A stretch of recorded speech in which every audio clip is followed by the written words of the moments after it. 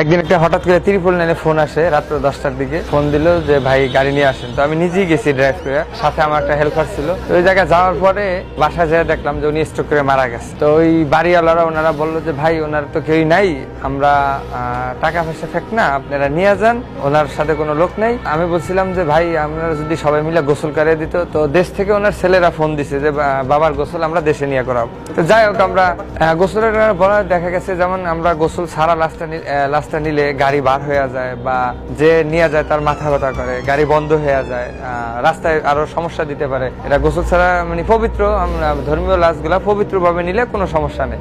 হ্যাঁ, এটা আমরা সবসময় আগে বলি যে ভাই গোসল করাবেন কি না, বা তো যাই হোক ওনারা কোনো লোক নাই। তো আমরা সাহস করে লাস্ট দুইজনে উঠাইছি, নিয়ে রাত্র 12টার দিকে আল্লাহর নাম নিয়ে রওনা দিছি। তো আমরা যখন ঢাকা চিটাগাং মহাসড়ক রওনা দিছি তখন মানে আমাদের খাওয়ার একটা স্পেস, তো খাওয়া দাওয়া করে গাড়ির গ্যাস নিলাম। তো গাড়ি নিয়ে গ্যাস নেওয়ার পর একটা রাস্তা আছে, মানে ওই রাস্তাটা হলো 50 কিলো, কোনো বাড়ি গণ্য নেই। যেমন দাউদকান্দি ব্রিজ থেকে আপনার চাঁদপুর পর্যন্ত একটা ভেরির উপর দিয়ে যাইতে হয়। তো এটা আমরা দুইজন চিন্তা করলাম, আমরা দুইজনে আমাদের গাড়িতে মানে ওয়াশ ছাড়ার ব্যবস্থা আছে, সাউন্ড বক্স আছে, আমরা একটা ওয়াশ সাইডে রওনা দিছি আল্লাহর নাম নিয়ে। তো রওনা দেওয়ার পরে হঠাৎ কিছু রাস্তা আছে ভাঙ্গা, তো কিছু রাস্তা হঠাৎ করে আমার গাড়ি রাল্লিং এ, আমাদের নতুন গাড়ি রাল্লিং এ গাড়িটা বন্ধ হয়ে গেছে।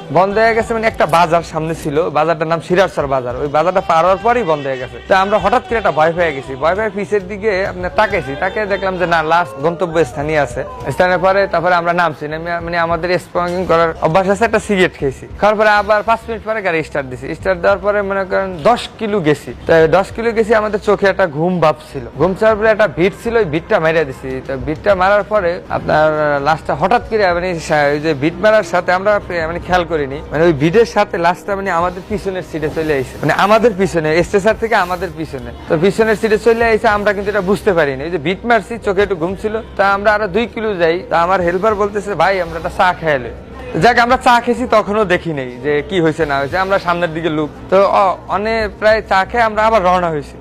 আমাদের সাথে কেউ নেই, আমরা দুইজন। তো তারপর রওনা হওয়ার শেষে আপনার 2 কিলো যাওয়ার পরে যে আমার মানে দৃষ্টি আকর্ষণ করছি যে আমি আমার পিছনের রুম লাইটটা জ্বালাবো, যে কি পরিস্থিতি ওটা দেখবো। তো আমি হঠাৎ করে পিছনের মানে সরাসরি স্টেশনের দিকে, মানে আমার যে খাতটা ওইটার দিকে লুক দেখছি, আমি লাস্ট নাই মানে আমার মানে হঠাৎ করে আমার শরীরের মানে গাম মানে অস্থিরতাটা আমি নগদ গাড়ি দাঁড় করাইছি যে হঠাৎ লাস্ট কোথায় গেল। তো আমি দাঁড়াইছি, মানে রাস্তার সাইডে একটা রিক্সা যাই, উনি জিজ্ঞাসা করতেছে ভাই কি হয়েছে, যে বললাম যে ভাই কিছু না, গাড়ির প্রবলেম হয়েছে আমরা দেখতেছি। তো উনি কয় যে ভাই আমরা দাঁড়াইছি আপনি দেখেন। আমি গাড়ির গেট খুলে দেখলাম যে আমার লাস্ট মানে আমার পিছনের সিটে মানে লম্বা পড়িয়া গেছে।